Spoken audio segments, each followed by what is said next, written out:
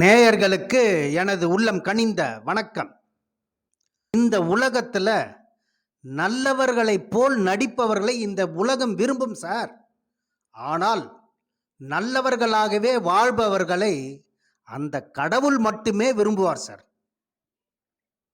Sir, அதே மாதிரி தான் நேர்வழி சம்பாத்தியம் என்பது ஒரு மனிதனை வாழ வைக்கும் சார். அந்த மனிதனை மட்டுமல்ல, அவனுடைய தலைமுறைக்கும் அவனுடைய சம்பாத்தியம் நல்ல முறையில் வாழ வைக்கும் சார். அதே அந்த சம்பாத்தியம் குறுக்கு வழியில் சம்பாதித்து மற்றவரை ஏமாற்றி சட்டத்திற்கு புறம்பான விஷயங்களிலெல்லாம் கோடி கோடியாக லட்சம் லட்சமாக சம்பாதித்தாலும் ஒரு கட்டத்திற்கு மேல் அவர்களை சொல்லொன்னா துயரத்திற்கு தள்ளப்பட்டு மிகவும் இழிவான நிலைக்கு இவரை தள்ளி வைத்து சோதனை கொடுத்து அவர்கள் சந்ததிகளையும் சொல்லொன்னா துயரத்துக்கு புரட்டி போட்டு தண்டிக்காம விடாது சார் இந்த கர்மா. ஒரு மனிதன் மேலிருந்து கீழே விழுவதும் கீழ்மையான நிலையிலிருந்து மேன்மையான நிலைக்கு வருவதும் ஜாதக கட்டத்தில் உள்ள கிரக நிலைகள் தான் சார் உறுதி செய்கிறது. உங்களுடைய ஜாதக கட்டத்தில் அமர்ந்திருக்கக்கூடிய கிரகங்கள் தான் உறுதி செய்யப்படுகிறது என்பது தான் நிதர்சனமான உண்மை. இந்த ராகு கேது கிரகங்கள் தான் பச்சோந்தி கிரகங்கள். இந்த கிரகங்கள் தான் இதுக்கு முழு பொறுப்பு. ஒருத்தருக்கு பார்த்தீங்கன்னா ராகு திசை வருகிறது என்றால் மிகப்பெரிய கோடிகளில் கொட்டி கொடுத்து ராகு திசை கடைசி கட்டத்தில் மொத்தமாக தரைமட்டம் ஆக்கிறதும் இருக்குது சார். அதனால தான் இந்த ராகு கேதுக்கள் தசை வருதா கண்டிப்பாக நம்பவே நம்பாதீங்க. இது ஒரு பச்சோந்தி கிரகம். இந்த கிரகம் ராகு கேது என்ற கிரகங்கள் யார் வீட்டில் அமர்ந்திருக்காங்க, எந்த வீட்டில் அமர்ந்திருக்காங்க, அந்த வீட்டு அதிபதி மாதிரியே செயல்படுவார்கள் சார். அகாத்தொகை வேலையெல்லாம் செய்யப்பட்டு செய்யக்கூடாத வேலையெல்லாம் செய்து போய் மாட்டிக்கொள்வது இந்த ராகு கேதுகள் தசை நடக்க சொல்லத்தான் அதெல்லாம் நடக்கும் சார். ராகு கேதுன்னாவே ஒரு பாவ கிரகங்கள் சார். இந்த ராகு கேது நிழல் கிரகங்கள், சூழ்ச்சி நிறைந்த கிரகங்கள். இது ஒரு மோசடி கிரகம் கூட சொல்லலாம். மோசடி மன்னன் ராகு சார். ராகு என்றால் இருட்டு சார். இரவில் ஏற்படும் அந்த அமாவாசை இருட்டு இல்லையா, அந்த மாதிரி ஒரு இருட்டு ராகு. கேது என்றால் வெளிச்சம். ஒரு நிலா வெளிச்சம் எப்படி இருக்கு அந்த மாதிரியான ஒரு வெளிச்சம் தான் கேது.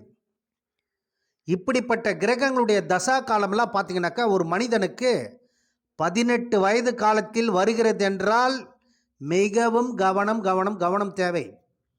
சில செய்யக்கூடாத வேலைகள்லாம் செய்து அவமானப்பட வேண்டியது இருக்கும் சார். அந்த ராகு சரியான இடத்தில் அமர்ந்து சரியான வயதில் வரவில்லை என்றால் மிகவும் கவனமாக இருக்கணும்.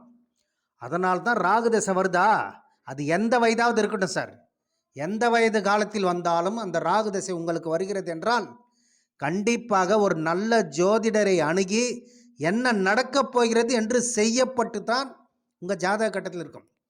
என்ன நடக்கும் என்பதை ஒரு நல்ல ஜோதிடர் சொல்லுவார் சார். அதன்படி தான் நீங்கள் அந்த ராகு தசையை கடக்கணும். இல்லை என்றால் எனக்கு ராகு மிகப்பெரிய அளவில் கொட்டி கொடுக்க போகிறது என்று நினைத்து மொத்த பணத்தையும் போட்டு பிஸ்னஸில் இறங்கினா மொத்தமாக காலி பண்ணுறதும் இருக்குது சார். சார், இப்போது ஒரு எக்ஸாம்பிளுக்கு ரிஷபத்தில் ராகு இருக்காருன்னு வைங்க. அந்த ராகு ரிஷபத்திலேயே சுக்கிரனுடன் சேர்ந்து இருக்கவே கூடாது. அந்த சுக்கிரன் மீன ராசியில் உச்சம் பெற்றிருக்கலாம், அல்லது அந்த சுக்கிரன் துலாம் ராசியில் ஆட்சி பெற்றிருக்கலாம். இப்படி அமர்ந்திருந்தால் அந்த ராகு தசை கண்டிப்பாக மிகப்பெரிய அளவிற்கு மற்றவர்கள் அன்னார்ந்து பார்க்கக்கூடிய அளவிற்கு உங்களுடைய வாழ்க்கையில் நீங்கள் பார்க்காத பணத்தை பார்க்க போறீங்கன்னு அர்த்தம் சார். அதே அந்த ராகு ரிஷப ராசியில் அமர்ந்து ராகுக்கு வீடு கொடுத்த சுக்கிரன் கன்னியில் நீச்சம் அடையவே கூடாது. அப்படி அமர்ந்து ராகுவுடன் சனி சேர்ந்து அல்லது ராகுவை சனி பார்த்தாலோ அல்லது செவ்வாய் சேர்ந்து, செவ்வாயினுடைய பார்வை ராகுவுக்கு இருக்கவே கூடாது சார். சனி பகவானின் பார்வைகள் இருக்கவே கூடாது. 3, 7, 10 தான் சனி பகவானுடைய பார்வைகள்.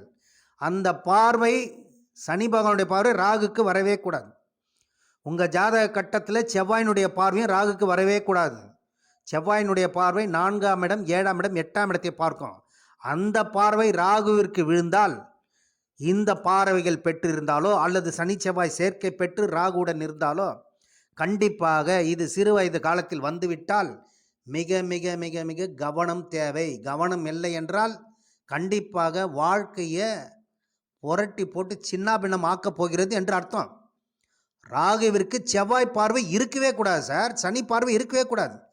அப்படி அமர்ந்து தசா காலம் வந்தால் மிகவும் கவனமாக இல்லை என்றால் சொல்லுன்னா துயரத்துக்கு ஆட்பட போகிறீங்கன்னு அர்த்தம். சார் அப்போ எப்படி இருந்தால் யோகத்தை கொடுக்குன்னு கேட்டிங்கனாக்கா, சார் உங்கள் ஜாதக கட்டத்தில் 1, 5, 9 என்று சொல்லக்கூடிய திரிகோண ஸ்தானத்தில் ராகு அமர்ந்திருக்கா பாருங்க.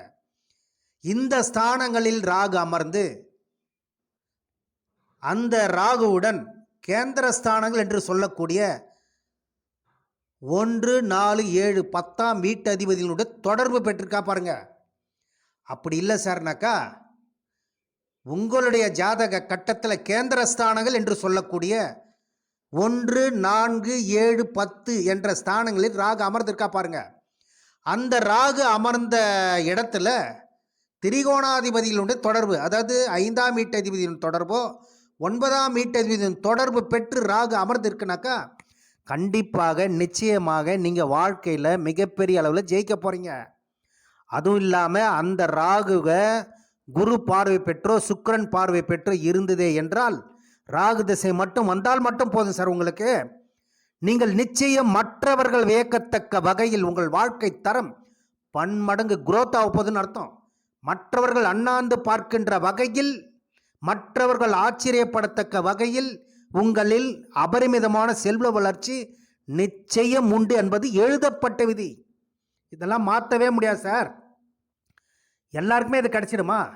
யாருக்கு எப்போ எந்த சமயத்தில் இந்த பிரபஞ்சம் கொடுக்கணும்னு எழுதப்பட்டிருக்கிறதோ, உங்கள் ஜாதக கட்டத்தில் வாங்கி வந்த வரம் என்னவோ அந்த வரம் நல்ல விதத்தில் அமர்ந்து உங்கள் ஜாதக கட்டத்தில் மிளிர்கிறதே என்றால் கண்டிப்பாக ராகு தசை மிகப்பெரிய அளவில் கொட்டி கொடுத்தே ஆக வேண்டும் சார்.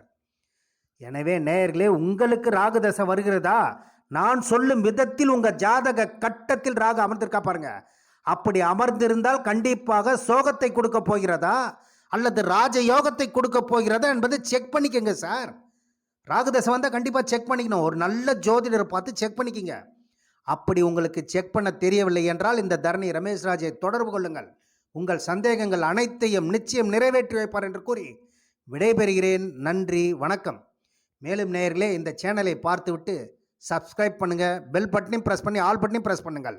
அப்பொழுது தான் நான் போடும் வீடியோ உங்களுக்கு உடனுக்குடன் வந்தடையும் என்று கூறி விடைபெறுகிறேன். நன்றி, வணக்கம்.